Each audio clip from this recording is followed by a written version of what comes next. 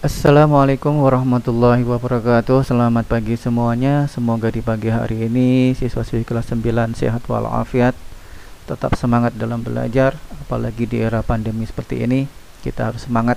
Dan yang terpenting adalah jangan lupa cuci tangan, jaga jarak, dan memakai masker. Baik, di pertemuan kali ini kita sudah memasuki pertemuan keempat. Di pertemuan keempat kita akan membahas prinsip kelistrikan dan sistem instalasi listrik. Ini yang akan kita bahas di pertemuan 4. Di pertemuan 4 ini kita akan membahas kaitan prinsip kelistrikan ini menjadi dua topik. Yang pertama wawasan kelistrikan, yang kedua kita akan membahas instalasi listrik rumah tangga.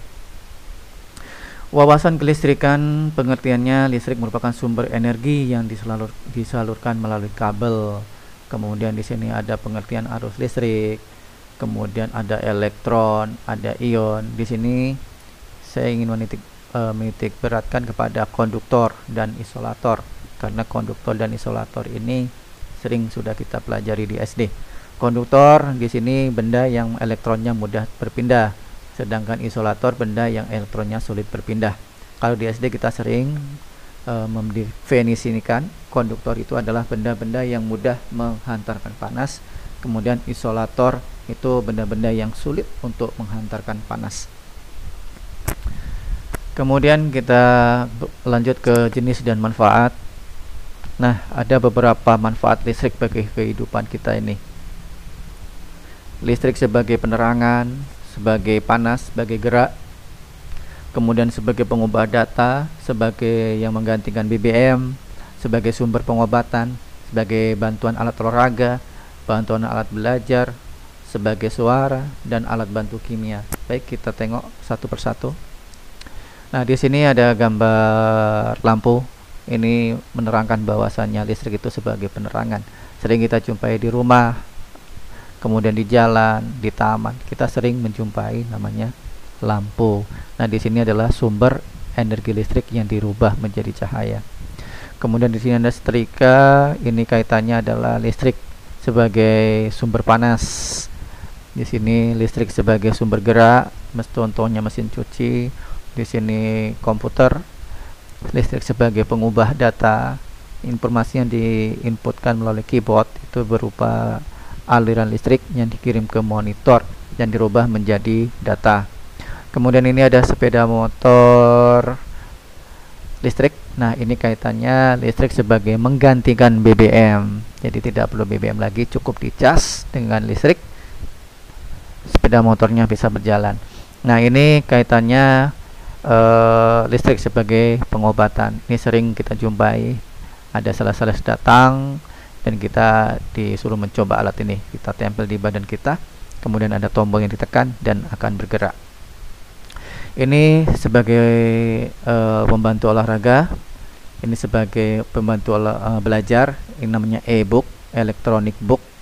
Jadi buku elektronik, tidak butuh kertas, tetapi cukup dengan aplikasi. Kemudian di sini ada speaker dan mikrofon. Ini kaitannya listrik dirubah menjadi suara. Dan di sini juga ada proses penyepuhan. Kaitannya listrik sebagai pembantu kimia.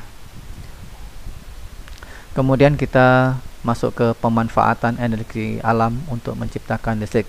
Nah, kita akan lihat apa-apa saja yang alam bisa berikan kepada kita sehingga dapat menciptakan listrik. Kita lihat yang pertama kaitannya adalah PLTA, pembangkit listrik tenaga air. Nah, dimanfaatkanlah air ini sebagai sumber tenaga yang bisa menggerakkan turbin, dan turbin nanti akan menghasilkan listrik. Air yang dijadikan media untuk sumber energi listriknya kalau PLTA. Kemudian kita masuk ke PLTU, pembangkit listrik tenaga uap.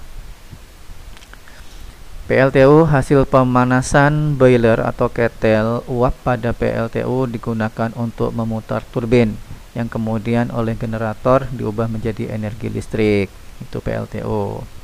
Kemudian PLTGU, pembangkit listrik tenaga gas dan uap. Nah, PLTGU ini gabungan dua ya, PLTU dan PLTG. pembangkit listrik tenaga uap dan pembangkit listrik tenaga gas. Ini kaitannya berdua. Nah, PLTGO adalah kombinasi antara PLTG dan PLTU. Gas buang PLTG bersuhu tinggi dimanfaatkan kembali sebagai pemanas uap di ketel penghasil uap bertekanan tinggi. Masuk berikutnya PLTPB, tenaga panas bumi. Nah, jadi bumi juga bisa dimanfaatkan untuk menghasilkan panas, dan panasnya bisa dimanfaatkan untuk menghasilkan listrik. Kemudian PLTD, pembangkit listrik tenaga diesel. Mungkin ini sering kita dengar, PLTD, pembangkit listrik tenaga diesel, dan biasanya digunakan untuk daerah-daerah yang memang kawasannya kecil, sehingga bisa menggantikan PLN, pembangkit listrik negara. Itu. Kemudian kita masuk ke PLTS, pembangkit listrik tenaga surya. Pembangkit listrik tenaga surya ini sering kita jumpai di perkotaan ya, yaitu ada panel surya sel itu mengubah sinar matahari menjadi energi listrik yang kemudian disimpan dalam baterai atau aki. Ini di Pancaraja kemarin ada, itu ada tiang-tiang yang gak ada kabelnya. Nah, ada beberapa yang masih hidup dan banyak yang sudah rusak. Itu memanfaatkan tenaga surya sebagai sumber listriknya. Kemudian PLTO, pembangkit listrik tenaga ombak. Nah, ternyata ombak itu juga bisa dimanfaatkan untuk menciptakan aliran listrik. Nah, PLTO ini memanfaatkan gulungan ombak untuk membangkitkan energi listrik. Luar biasa. Nah, ombak juga bisa dimanfaatkan sebagai sumber tenaga listrik. Kemudian PLTG, pembangkit listrik tenaga gas. PLTG, udara dimasukkan dalam kompresor dengan melalui air filter atau penyaring udara agar partikel debu tidak ikut masuk dalam kompresor tersebut. Ini sistem kerjanya. Nah, di sini ada air filter, kompresor, electric power diesel, kemudian di sini ada generator, gas turbin, combustion system. Ini ada transformernya, perubahnya. Nah, inilah yang akan menjadikan aliran listrik tersebut. Itu saja materi kita pada pertemuan keempat ini tentang wawasan kelistrikan dan pemanfaatan kelistrikan. Mudah-mudahan materi yang sedikit ini bisa bermanfaat bagi kita bersama, dan sekali lagi tetap semangat, tetap jaga kesehatan baik diri sendiri maupun keluarga semuanya. Saya akhiri, lebih kurangnya mohon maaf. Assalamualaikum warahmatullahi wabarakatuh.